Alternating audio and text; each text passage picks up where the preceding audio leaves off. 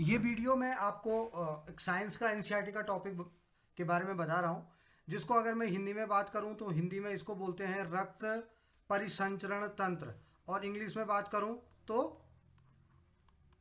Blood circulatory system. तो मैं दोनों भाषाओं में पढ़ाऊंगा और ये उनके लिए इम्पोर्टेंट है जो वनडे एग्जाम देते हैं, स्पेशली अगर अभी अग्निवीर की जो भर्ती हुई है उसका रिटर्न एग्जामिनेशन, उसमें साइंस के क्वेश्चंस आते हैं 15 क्वेश्चंस। उसके बाद अगर ग्रुप एक्स वाई का आप एग्ज़ाम दे रहे हैं, उसके बाद अगर आप नेवल का एग्ज़ाम दे रहे हैं या सीडीएस का एग्ज़ाम दे रहे हैं या कोई भी वो है वनडे एग्ज़ाम दे रहे हैं जिसमें साइंस यानी जनरल साइंस आती है, और सबसे ज़्यादा जनरल साइंस में बायोलॉजी ही पूछी जाती है, ये ध्यान रखें।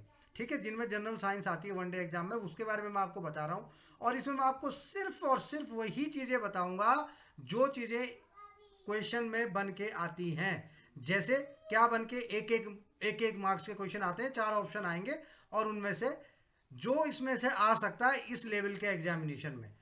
ठीक है, स्पेशली अभी मैं अग्निवीर की बात कर रहा हूँ, अग्निवीर का तो उसमें ये टॉपिक बहुत पूछा जाता है और एक या दो क्वेश्चन इस टॉपिक से आने के चांसेस होते हैं, एक क्वेश्चन तो आना ही आना है। इसलिए मैं आपको फटाफट बताऊंगा कि आपने कैसे इसमें कैसे याद करनी है चीज़ें और कैसे आपको पता चलेगा कि कैसे आपने आंसर को क्लिक करना है। सीधे जो रक्त परिसंचरण तंत्र होता है, इसमें आपने सिर्फ ब्लड से रिलेटेड क्वेश्चंस जो हैं यानी रक्त यानी ब्लड से रिलेटेड क्वेश्चंस आपको पता होना चाहिए। इसमें आपको मैं बता देता हूँ, जो रक्त है इसमें प्लाज्मा प्लाज्मा बड़ा सुनने में आता है, जो लाल लाल खून बहता रहता है ना लिक्विड फॉर्म में, रेड कलर की बात नहीं कर रहा हूँ, जो लिक्विड में बहता रहता है ये प्लाज्मा है। और ये कितना है? 55% है ये। और अगर मैं बात करूं बाकी जो इसमें सेल्स होती, कार्ब सेल्स होती है, रक्त की कोशिकाएं होती हैं, जैसे आरबीसी, लाल रुधिर कंडिकाएं, डब्ल्यूबीसी श्वेत रुधिर कंडिकाएं, और प्लेटलेट्स, ये प्लेटलेट्स, ये चीजें आपको याद रखनी है। ठीक है, अब ये कितना, ये 55% होगा तो ये कितना होगा? ये 45% होगा। ठीक है, अब फटाफट इनके बारे में जानते हैं कि ये होती क्या है। ठीक है, अगर प्लाज्मा की मैं बात करूं तो प्लाज्मा में 90% पानी होता है और 10% अन्य पदार्थ होते हैं।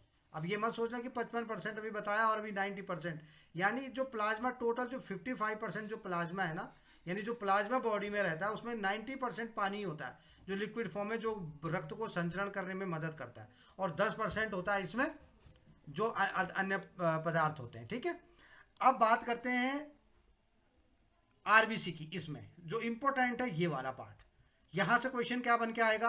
आरबीसी से रिलेटेड क्वेश्चन बन के आएगा। क्या बन के आएगा? सबसे पहले तो ब्लड में 90% आरबीसीज होती है, 90% आरबीसी होती है। क्वेश्चन बन के क्या आएगा?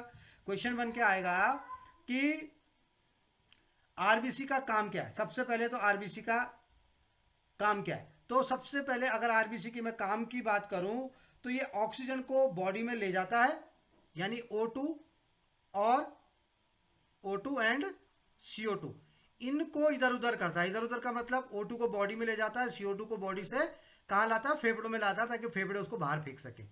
तो O2 को बॉडी में ले जाता है और CO2 को बाहर लाता है, ये मेन काम है इसका, याद रखना। इसमें हीमोग्लोबिन पाया जाता है। क्या पाया जाता है? हीमोग्लोबिन। अब ये हीमोग्लोबिन क्या है भाई? जो लाल लाल कलर दिखता है ना आपको खून का वो इस हीमोग्लोबिन के कारण ही दिखता है। ठीक है, और यही हीमोग्लोबिन है जो ठेका लेके रखा हुआ है O2 को पूरी बॉडी में घुमाने का। ठीक है, ये क्या करता है कि जैसी ऑक्सीजन फेफड़ों में आती है वहां पर ये हीमोग्लोबिन HBO यानी हीमोग्लोबिन ऑक्साइड, परमानेंटली नहीं, टेम्परेरी ये बना लेता है और इसको बॉडी में छोड़ के वापस आ जाता है। कहाँ छोड़ के आता है? सेल में छोड़ के आता है। कहाँ छोड़ के आता है? सेल में छोड़ के आता है। अब इससे क्वेश्चंस कैसे बन के आएंगे, कैसे पूछे जाएंगे? तो इससे जो क्वेश्चन पूछा जाएगा, एक पूछे जाएगा इनकी लाइफ साइकिल क्या है। अब मैं हिंदी में भी लिखूंगा, आप ये ना सोचे कि इंग्लिश में लिखा। लाइफ साइकिल का मतलब जीवन चक्र है। भाई आरबीसी बॉडी में है, कितने दिन तक रहेंगी? आरबीसी अगर बॉडी में है तो वो 120 दिन तक रहेंगी, याद कर लेना, 120 दिन का ही इनका जीवन काल है। तीसरी बात अगर मैं बात करूं ये बनती कहाँ है, तो अगर मैं बनने की बात करूं, इनका निर्माण कहाँ होता है, तो इनका निर्माण बोन मैरो में होता है, जिसको हिंदी में अस्थि मज्जा बोलते हैं, इंग्लिश में बोन मैरो बोलते हैं। ठीक है, अब ये खत्म कहाँ होती है? क्या बोन मेरो में ही जाती है खत्म होने के लिए, क्योंकि 120 दिन ही तो है इनकी लाइफ?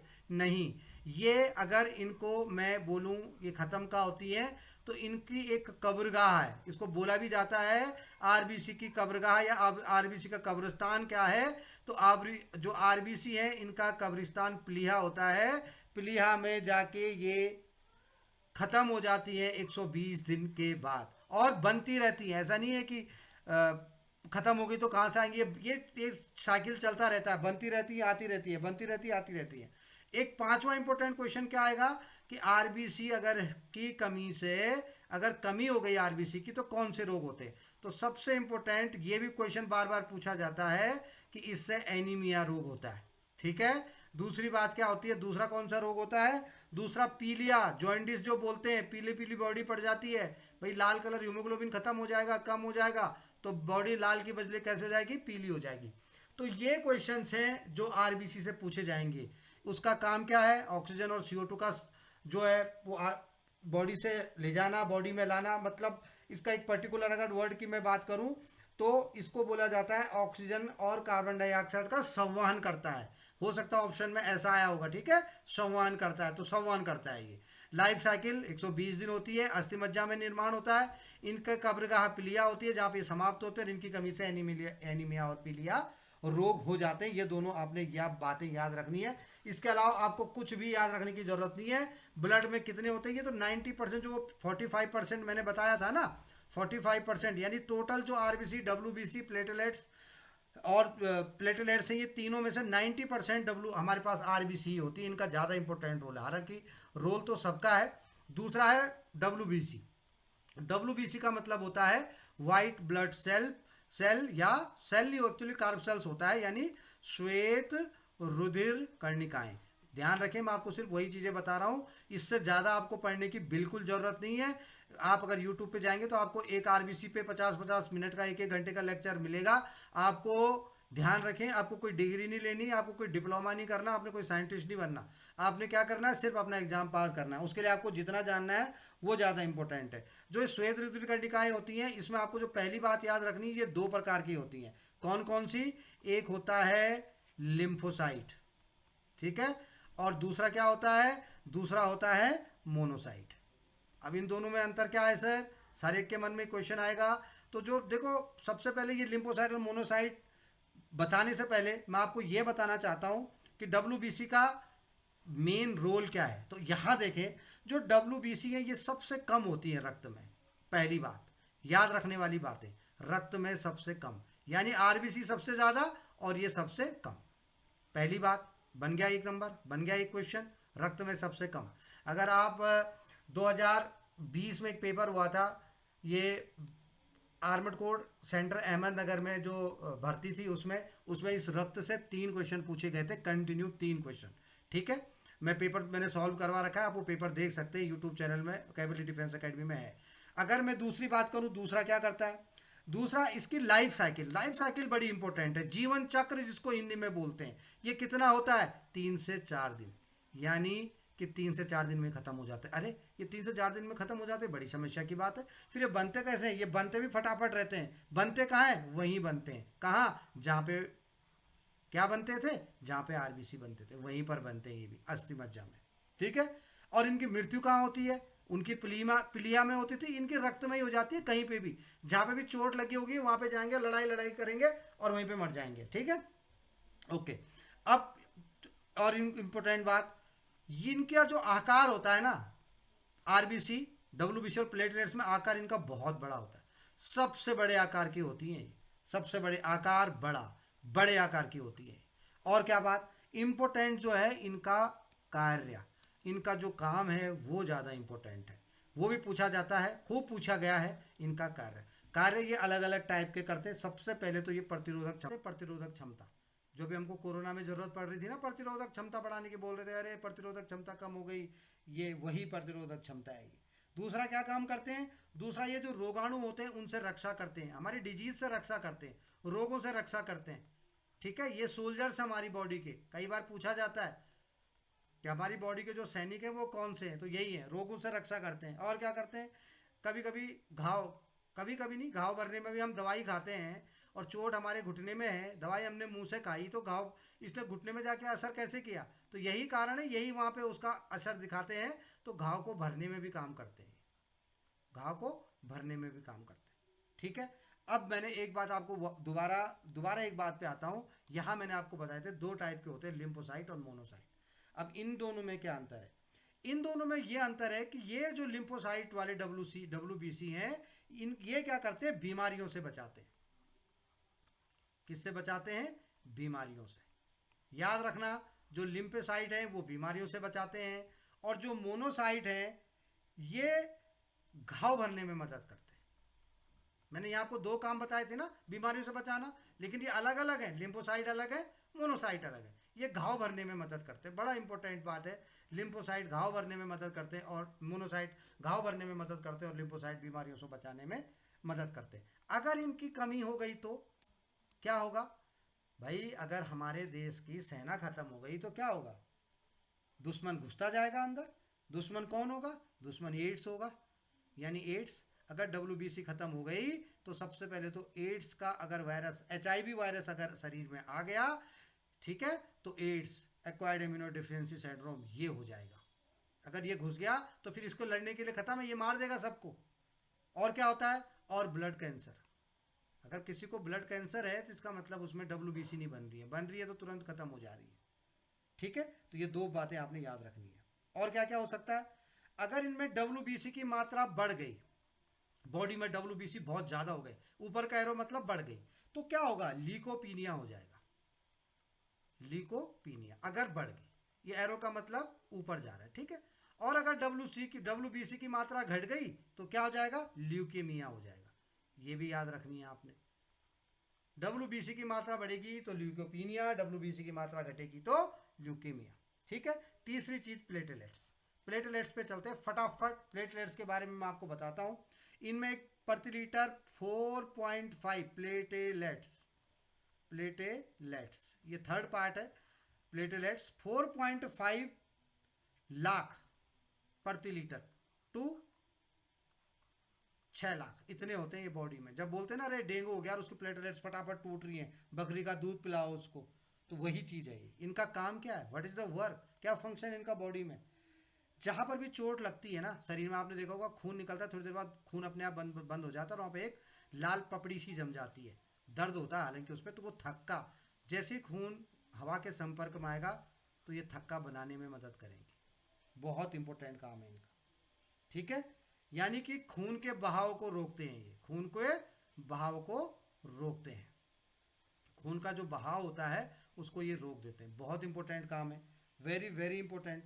क्योंकि अगर ये नहीं होगा तो क्या होगा? ब्लड बहता ही रहेगा, ब्लड का थक्का नहीं जमेगा। ठीक है। और जब चिकनगुनिया या डेंगू जैसी बीमारियां होती हैं, मैंने अभी पहले भी आपको बताया था, चिकनगुनिया या डेंगू जैसी बीमारियों में क्या होता है?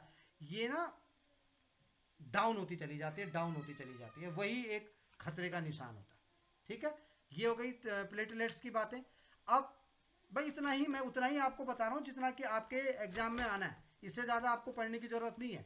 ठीक है, इससे ज़्यादा आपने नहीं पढ़ना है। और एक लास्ट प्लाज्मा मैंने ऑलरेडी आपको बता दिया था, लेकिन प्लाज्मा में कुछ नहीं करना। प्लाज्मा का जो क्वेश्चन आएगा वो ये आएगा कि ब्लड में कितना होता है, तो आप बोलोगे सर ब्लड में 90% प्लाज्मा होता है। अब काम क्या है इसका? क्योंकि 55% प्लाज्मा होता है। कितना परसेंट? 55% प्लाज्मा होता है। काम क्या है इसका भाई? क्योंकि मैंने क्या बोला कि ये 55% है, लेकिन इसमें मैक्सिमम क्या होता है? मैक्सिमम इसमें पानी होता है। तो ये क्या करता है? एक तो हमको हीट स्ट्रोक से बचाता है। खून गाढ़ा होगा तो हीट स्ट्रोक होने के हार्ट अटैक आने के चांसेस आएंगे, क्योंकि ब्लड गाढ़ा होता जाएगा तो क्या होगा? वो जो हमारी धमनी और सिरा है उनमें ढंग से मूव नहीं कर पाएगा।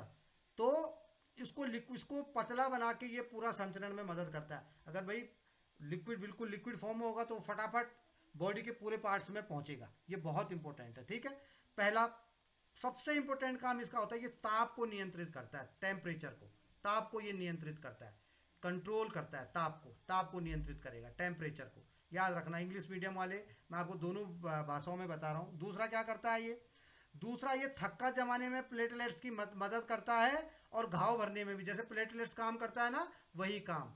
एक तो थक्का बनाने में मदद करेगा और एक घाव भरने में भी मदद करेगा। तो ये क्वेश्चन है जो इन तीनों से पूछे जाते हैं सबसे ज़्यादा, और इससे ज़्यादा आपने कुछ भी नहीं पढ़ना है, इन्हीं में से पेपर आएगा, इन्हीं में से क्वेश्चन आएगा। करीब इसमें आपने 40 से 50 क्वेश्चन तैयार कर लिए हैं, इन्हीं को पढ़ना है। बस एक धमनी और सिरा में क्वेश्चन पूछा जाता है कि धमनी क्या है और सिराएं क्या हैं। तो धमनी और सिराओं में एक क्वेश्चन कभी कभी पूछा जाता है। तो धमनियों में जिनमें शुद्ध रक्त बहता है वो धमनियां हैं, जिनमें अशुद्ध रक्त बहता है वो सिराएं हैं। अगर कोई धमनी ऐसी है जिसमें अशुद्ध रक्त बहता है, हाँ एक धमनी होती है पल्मोनरी, उसमें अशुद्ध रक्त बहता है, वो अपवाद है ना। और ऐसी ही सिराओं में भी एक सिरा ऐसी है जिसमें शुद्ध रक्त बहता उल्टी, वो भी पल्मोनरी है। ठीक है, याद रखने का तरीका क्या है, धमनी यानी ध यानी शुद्ध और सिराएं यानी अशुद्ध।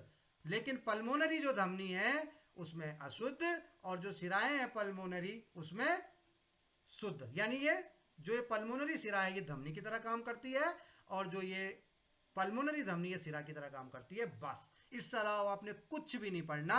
एक या दो क्वेश्चन इसमें से आपके पक्के हो जाते हैं आपके रिटन एग्जामिनेशन के लिए। ऐसी छोटे छोटे वीडियोज आते रहेंगे, आप इन वीडियोज को देखें, 10-15 मिनट के अपने नोट्स बनाएं, इन 10-15 क्वेश्चन, 20 क्वेश्चन, 40 क्वेश्चन जो भी बनते हैं इनको तैयार करें और पेपर देने के लिए जाएं। 100% आपका सिलेक्शन होगा।